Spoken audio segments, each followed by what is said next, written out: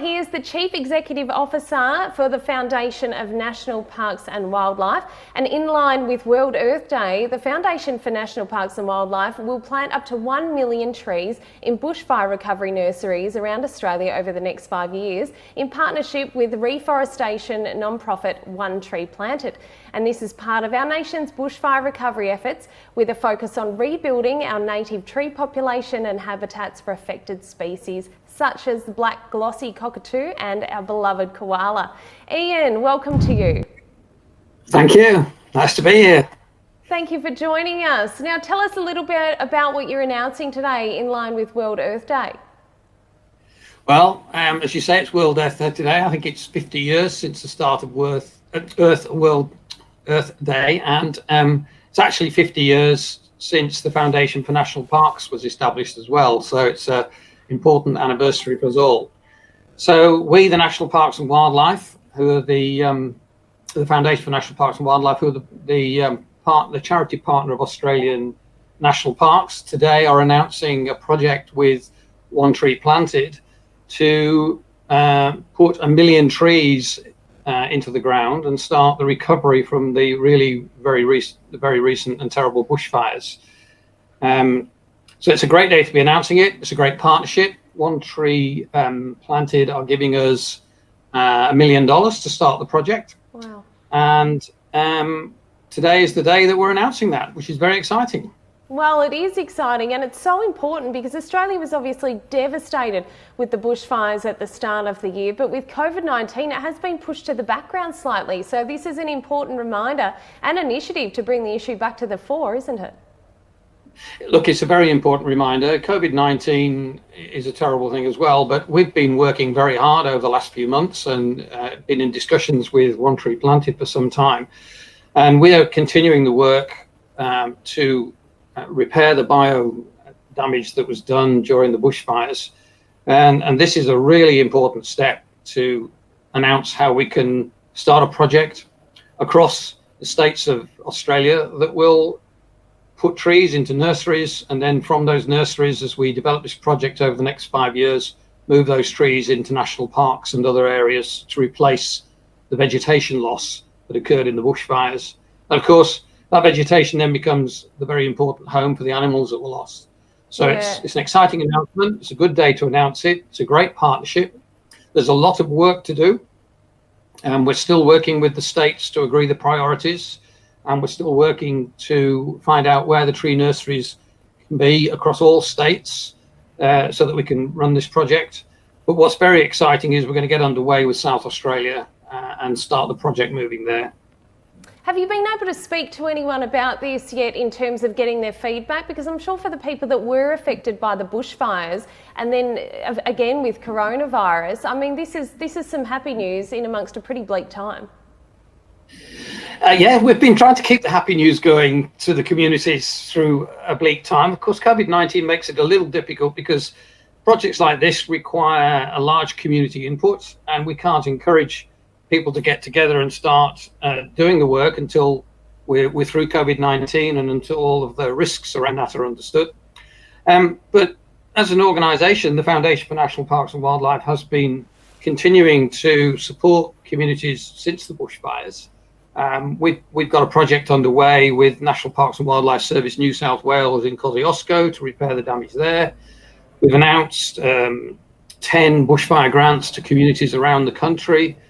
We've got a Wildlife Heroes project underway, which has been funding our very important wildlife rescuers during the bushfire, and their work's not stopped now that COVID-19 has come to be the news. It's very much carrying on, and we're working to support them. So today's a good day to actually just remind everyone of how devastating the bushfires were. There's decades of work to do to put it right. And this is a very important international partnership that started up with One Tree Planted that enables us to bring some money into Australia and to start seeking other partners to work with us to make this project happen over the next 5 years and plant 1 million trees and move those trees as they mature into national parks. Well, you mentioned the wildlife, obviously, and I mean, those images that we saw coming out of the bushfire affected regions in January, you know, the koalas, the kangaroos, I mean, it was just horrific. How will this exactly help the wildlife, do you think? Well, obviously, there's talk of a billion animals losing their life during the bushfires, and they lost their life because the home, the vegetation that they live in was totally destroyed. So this is about the basics of starting to say, let's start to rebuild the vegetation. Let's start to protect the areas that we know are quite rare or are indeed becoming limited because we've lost so much from the bushfire. And as we revegetate, what we'd like to see as an organisation is the next step, once the vegetation is established, is we can work with other organisations to start reintroducing species back.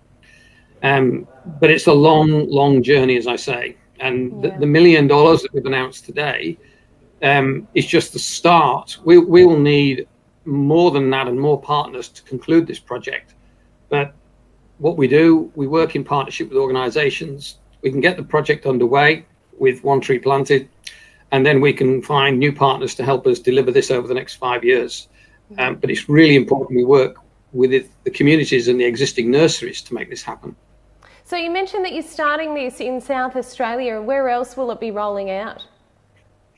Well, we're going to roll it out to South Australia, Victoria, New South Wales and Queensland, which were the worst affected states during the bushfires, and that's where the most damage is in need of repair. If this program is well adapted and accepted, then of course it becomes a program for the future. And one of the most important things about these bushfires is learning the lessons about the devastation and how we can help prevent that in the future, and how we can, God forbid, be ready for the next one. So this is an important rollout across all those states. We'd happily see it go into Western Australia and other states, but at the moment we're just starting with those states that had the worst devastation during the bushfires. Yeah, absolutely. Look, how can the community get involved in this project? What can they do? Well, I mean, we are a not-for-profit, so one of the things that everyone can do, and we're always looking for partners, is join us in partnership and make a donation or work with us. If you are a community organisation, we're always interested in finding out, in this case, do you have tree nurseries, and will those tree nurseries fit this, and make contact with us for that. And as a foundation, we don't actually do the work on the ground. So although we're talking today about planting 1 million trees, what we do is fund and facilitate that action.